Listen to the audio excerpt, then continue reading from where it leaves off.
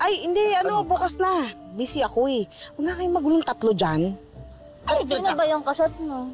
Eh di sino pa? Yung jowa niya.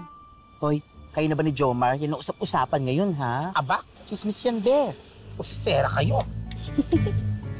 Si Jomar? Yung chinito? Yung singkit? Yung macho? Yung may tattoo? Bakit ka naman pumayag na maging kabit may asawa na yun? Bunganga mo. Hoy, excuse me. Siya yung nag-ahabol sa akin, no? Aba, bakit? Kasalanan ko ba maging maganda?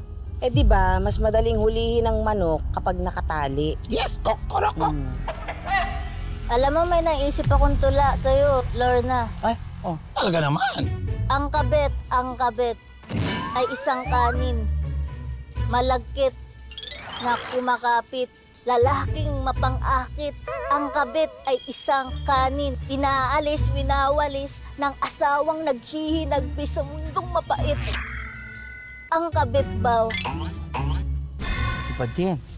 Gutom lang yan. Tantanan mo ako, Maria. Tama, gutom na ako. Kasi nakatatlong rice lang ako kanina. Bitin pa. Kumain na tayo. Ako nga, wala pang kinakain eh. Bango yung ining ako. Pero alam nyo, ha? Mabait pa rin talaga sa akin ng Diyos. Kahit na wala akong racket, hindi ako magugutom. Ano ba ibig mo sabihin? Bala kong kausapin si Jomar. Mag-a-apply ako doon sa paresan niya. Total, patay na naman siya sa akin. Sayang naman kung hindi ko gamitin ang aking alindog, hindi ba? Ay, second demotion. Meron Tama akong na. tula. Anong tula mo? Saka pa. Ikaw, Besh, ay batang-bata. Sariwang-sariwa. Parang fresh lumpia na hindi pa na isasaw-saw sa suka. I'm hungry na. Ang galing mo, Bes. Naiihi ako, galing mo!